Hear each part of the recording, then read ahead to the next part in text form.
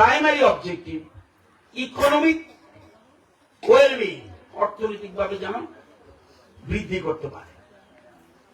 Rural পুর irrespective of জাত, ধর্ম, সবকিছু ছাড়া, irrespective of caste, creed and religion, সবাইকে, অর্থাৎ আমরা যেমন বলি সবকা সাথ সবকা বিকাশ, সেরকম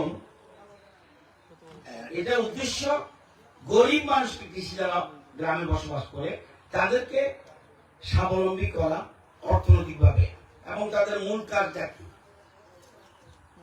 এখন আগের মতো কৃষি না, কিন্তু একটু অন্য ধরনের বিজ্ঞান ভিত্তিক চাষ। কোন বীজ লাগাবেন? এখানে যারা যারা কৃষক আছেন হাত তুলুন তো দেখি, কৃষক কারা? যারা কৃষি কাজ করেন তারা হাত তোলেন। ঠিক আছে, সঠিক বীজ।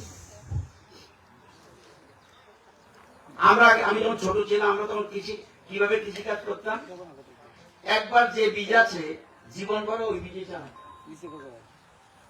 এখন বলছে নো, যে কোনো বীজ আপনি লাগাতে পারবেন না। আমাদের সরকার, আমাদের যে কৃষি দপ্তর, আমরা একটা বীজ দিই, সার্টিফাইড বীজ। এটা 3 বছরের বেশি পারবেন না, পরপর 3 বার, 3 বারের বেশি এই বীজ লাগালে আপনি ফসল পাবেন না। সার্টিফাইড বীজ, যে কোনো ধান না, একটা আছে সার্টিফাইড বীজ, উচ্চ ফলনশীল, বেশি ফসল হয়, আর একটা হাইব্রিড বীজ। এই জিনিসটা ভালো করে বুঝেন। আমাদের রাজ্যে কতটুকু জমি আছে ধানের জন্য জানেন? আমাদের ত্রিপুরা রাজ্য, আপনারা বর্গ কিলোমিটার বললে একটু অসুবিধা বুঝবেন। এই টোটাল ত্রিপুরা জল, স্থল, পুকুর, নালা, নদী, ঘর বাড়ি যা আছে সব মিলে কতখানি জমি ত্রিপুরাটা? ত্রিপুরা হলো এমনি বলবে 10,000 স্কোয়ার কিলোমিটার। গ্রামের মানুষ কিটা বুঝতে, এটা 10,000 বর্গ কিলোমিটার কি? আমরা বুঝি কানি। তাহলে ত্রিপুরা কত কানি?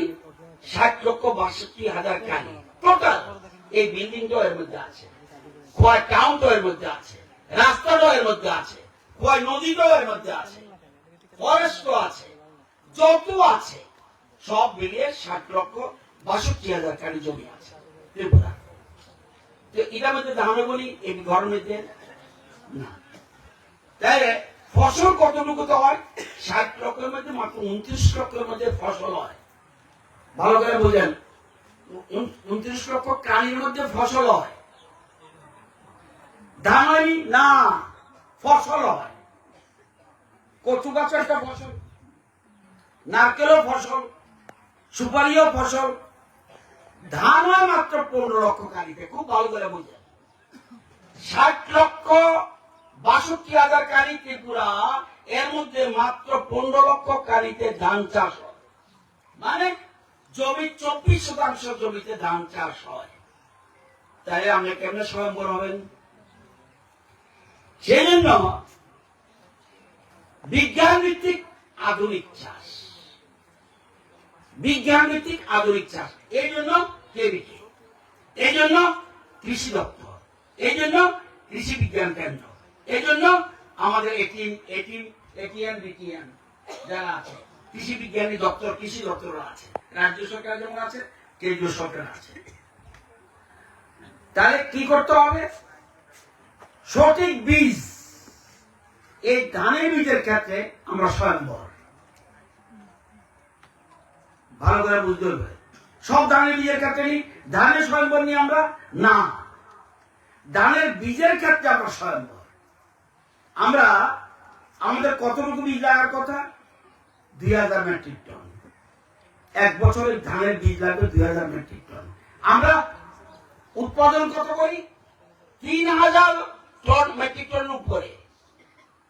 তাহলে ধানের বীজের ক্ষেত্রে আমরা স্বয়ম্বর।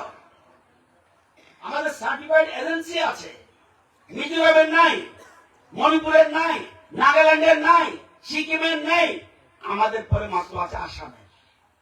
তাহলে ত্রিপুরাকে কেন্দ্রীয় সরকার এখন বলছে তোমরা তো ধানের বীজের ক্ষেত্রে স্বয়ম্বর সার্টিফাইড বীজ, এবার থেকে তোমরা মিজোরাম এবং মণিপুরে যে ধান উৎপাদন হয় তার থেকে বীজ ঠিক আছে কিনা, কোয়ালিটি ঠিক আছে কিনা, কৃষকদের বিতরণ করতে পারবে কিনা, এটা সার্টিফাইড দেবে ত্রিপুরা।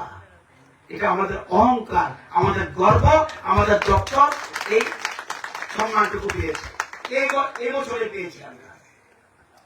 আর ধানের বীজের ক্ষেত্রে আমরা স্বয়ংবর 2019 থেকে, যদিও 2007 থেকে এজেন্সি আছে কিছু করতে পারেনি, 2019 থেকে আমরা বলছি ইয়েস আমরা ধানের বীজের ক্ষেত্রে স্বয়ংবর। বলে ধানের বীজ তাহলে বাইরের থেকে আসে কেন? আসে হাইব্রিড বীজ। ভালো করে বুঝেন এই জায়গাটা। আজকে দেখুন একটা পত্রিকা একটু এমনি ভালো নিউজ করেছে, একটু ভুল করেছে। ধানের বীজ ওই যে বলছি 2,60,000 হেক্টর এলাকায় আমরা ওই যেটা বলছি এটা করি, তাহলে আমাদের 2,60,000 হেক্টর জমিতে আমরা ধান হয়, এর মধ্যে আমরা সার্টিফাইড বীজ ত্রিপুরা বীজ দিয়ে চাষ করে আমাদের কৃষকরা 2,20,000 থেকে 30,000 হেক্টর। আর মাত্র হাইব্রিড করে বাইরের থেকে এনে, এটা বাইরের থেকে এনে হাইব্রিড বীজ আমরা করতে পারবো। হাইব্রিড একবারই হয়, দুইবার হাইব্রিড লাগাতে পারবেন না। এই জিনিসটা আপনাদের বুঝতে হবে। হাইব্রিডটা বাইরে থেকে আনি, কিন্তু এগুলি আমাদের রাজ্যে আমরা কম করি, কারণ ও যে বলছে হাইব্রিড ফল বড়, কিন্তু সার্টিফাইড বীজ অনেকটা সাইন্টিফিক, ওটাও সাইন্টিফিক। তো এই জিনিসটা আমাদের ভাবতে হবে। তাহলে সঠিক বীজ লাগানো দরকার, এটা ঠিক করবে তারা বা আমাদের কৃষি দপ্তর। 2, বিজ্ঞান ভিত্তিক চাষ।